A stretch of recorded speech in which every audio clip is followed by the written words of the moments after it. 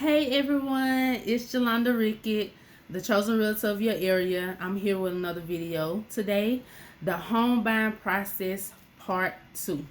I recorded a part 1 and we discussed steps 1 and 2 in detail.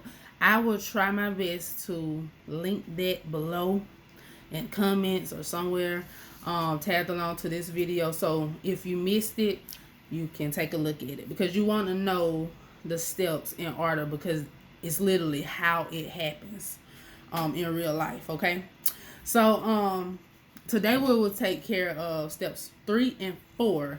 Steps 1 was find your realtor, and step 2 was get pre-approved or pre-qualified by a mortgage lender. All right. So, but in this case, if you are ready to go on through the process, you need a pre-approval letter, remember? So yeah, I'm gonna try to link that below, because you need to know the difference between getting pre-approved and getting pre-qualified. In this sense, you want to get pre-approved, okay? So we can move on. So let's jump in it. So after getting that pre-approval letter to your realtor, step 3 is to go shopping. The fun part. It's the fun part, but it can be hectic as well, because this market is so challenging right now. It's crazy out here, but people are buying homes like no other.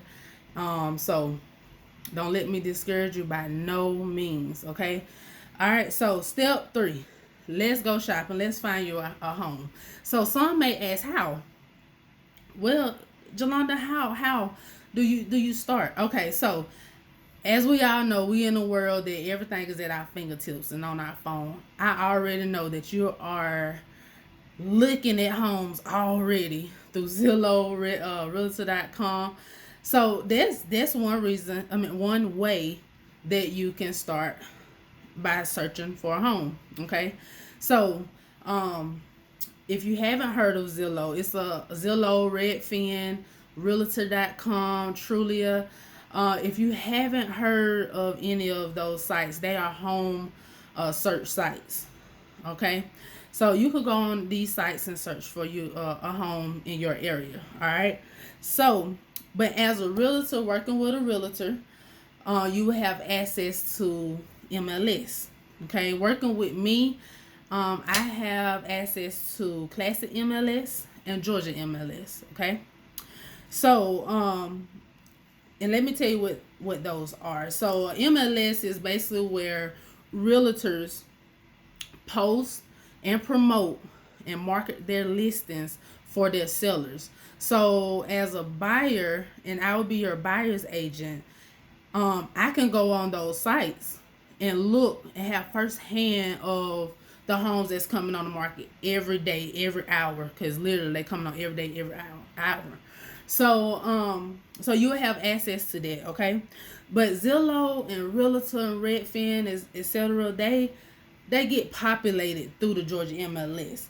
So if you find something on Zillow, Redfin, and Realtor.com, you want to check with your realtor to make sure that house is ready to go, up for sale, not on the contract, and so forth. Okay, because like I said, it populates from the Georgia MLS or the MLSs around in your area.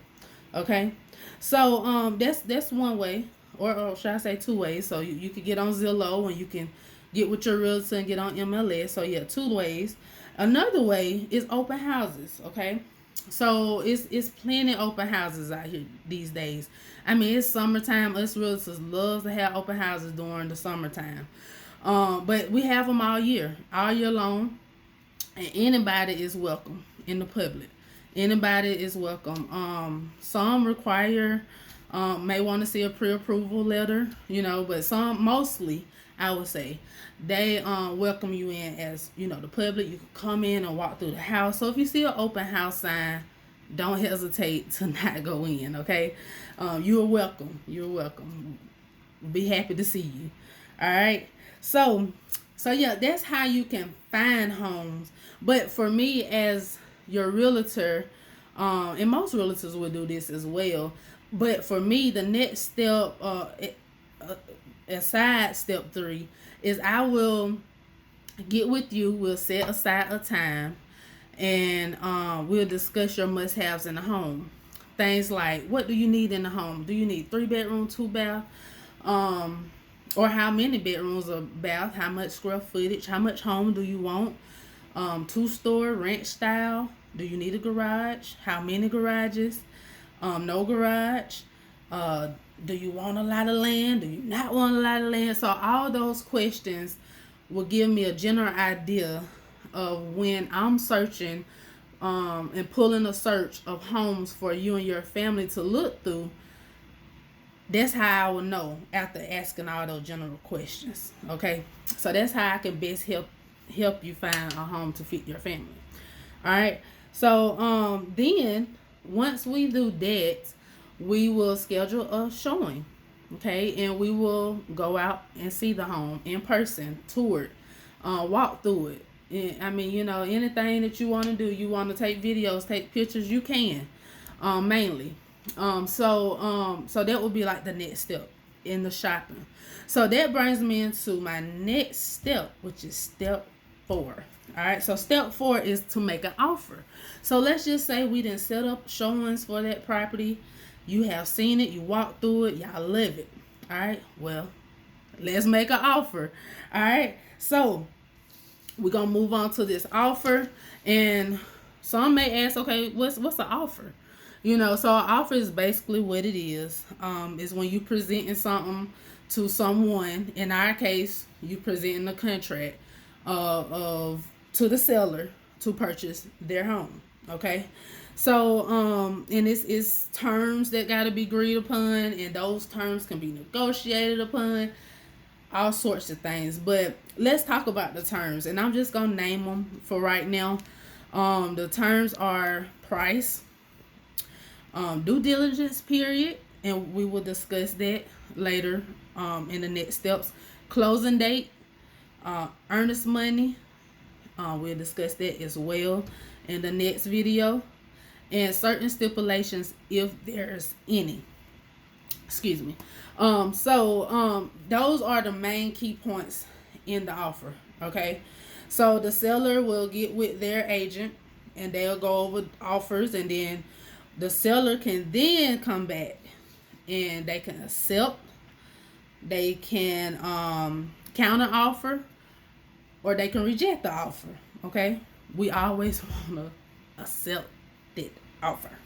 All right, so in a counter offer as well, a counter offer is basically just they stating another offer to you, which means they are still interested in you as the buyer, so that's good as well. So no rejections here, we don't want that.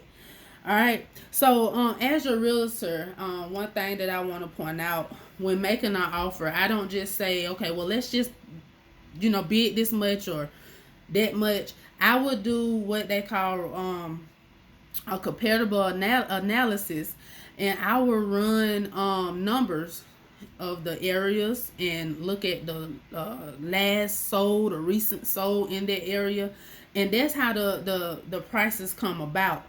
We don't want to overprice or underprice. So as the realtor, I will do my research those areas of that property, and see if we could come up with a good price to offer.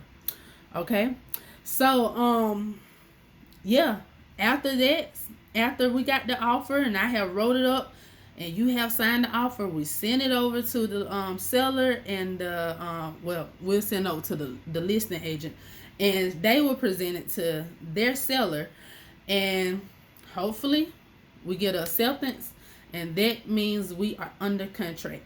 All right, so that wraps up my video for today, but stay tuned for part 3, and I will try to link part 1, because like I said, it is a total of 7 steps. We only have covered 4 so far, so we got 3 more to go. So stay tuned, and if you haven't seen part 1, if it's not linked below, just go back through my videos and you should see part 1.